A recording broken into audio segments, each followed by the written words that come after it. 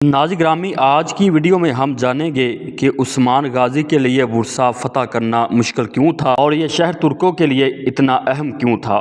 تو ناظرین، عثمان بے نے اپنی ریاست کے خواب کو پایا تکمیل تک پہنچانے کے لیے سب سے پہلے ترک قبائل کو اکٹھا کیا اور بعد ازاں کراجہ حصار، بلیجک قلعہ، ایناگول قلعہ اور ینی شہر کو فتح کر کے ایک چھوٹی سلطنت کی بنیاد رکھی۔ عثمان بے برسا کو فتح کر کے اپنی ریاست کا دارالحکومت بنانا چاہتے تھے، لیکن برسا کو حاصل کرنا ایک مشکل ہدف تھا۔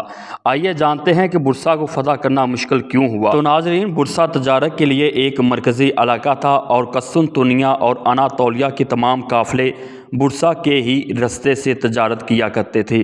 دوسری اہم وجہ یہ تھی کہ برسا قلعہ ایک اونچی پہاڑی جگہ پر بنایا گیا تھا۔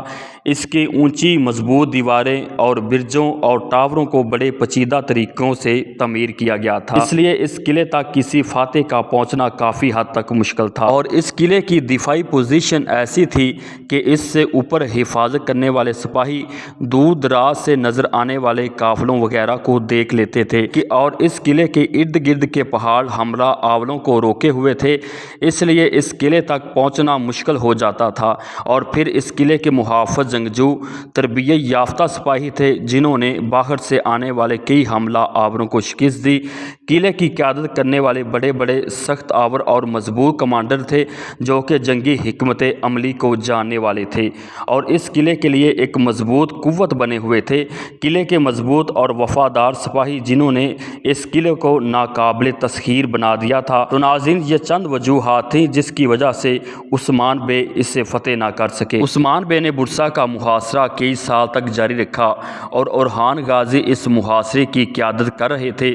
آخرکار طویل محاصرے کے بعد عثمان بے نے اس کی فتح کی ذمہ داری اورحان غازی کو سونپ دی اور اورحان کو برسا کی فتح، اسلام کی سربلندی کے لیے ہمیشہ جہاد کرنے کی نصیحت کی اور پھر کہا کہ اگر میرا انتقال ہو جائے تو مجھے برسا میں ہی دفنا دینا۔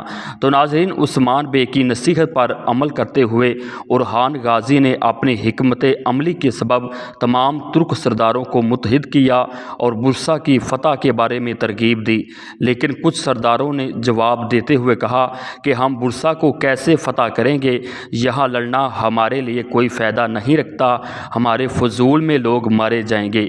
یہ بات سن کر اورحان نے کہا، تم ڈرو نہیں، ہم رات کے ایک ایسے پہر میں حملہ کریں گے کہ برسا کی حفاظت کرنے والے سپاہیوں کو پتہ تک نہیں چلے گا۔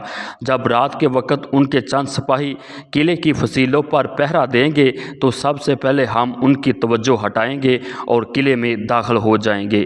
تو ناظرین، یہ الفاظ کہہ کر اورحان غازی نے سرداروں اپنے مضبوط سپاہیوں کو جمع کرنا شروع کیا اور اس وقت اورحان کے ساتھ کنور الپ بھی شامل تھے۔ اورحان غازی جانتے تھے کہ برسا کو فتح کرنے کے لیے سپاہیوں کی ایک بڑی اور مضبوط تعداد چاہیے، اس لیے اورحان نے اپنے ذہن سے اور حکمت عملی کے ذریعے سپاہیوں کو مضبوطی کے ساتھ تیار کیا۔ اگلے دن کی رات کے وقت اورحان نے سپاہیوں سمیت برسا کی طرف پیش قدمی کی۔ کہا جاتا ہے کہ برسا میں داخل ہونے کے لیے اورحان نے ایک تنگ گاڑی کو استعمال کیا جو کہ قلعے کے پیچھے کی طرف سے پہاڑی رستے سے گزر کر برسا میں داخل ہوئی تھی۔ اورحان غازی کی ترکیب یہ تھی کہ یہ چھوٹی گاڑی جس میں چند سپاہی ہوں گے، یہ سامنے قلعے کی حفاظت کرنے والے سپاہیوں پر اندھیرے میں حملہ کریں گے۔ آخرکار ان کی یہ چال کامیاب بھی ہوئی، حتیٰ کہ چند محافظ جو قلعے کی دیواروں پر کھڑے تھے، سب سے پہلے ان کو ختم کیا گیا اور اس کے بعد عثمانی سپاہیوں نے قلعے کی دیواروں پر چڑھنا شروع کر دیا۔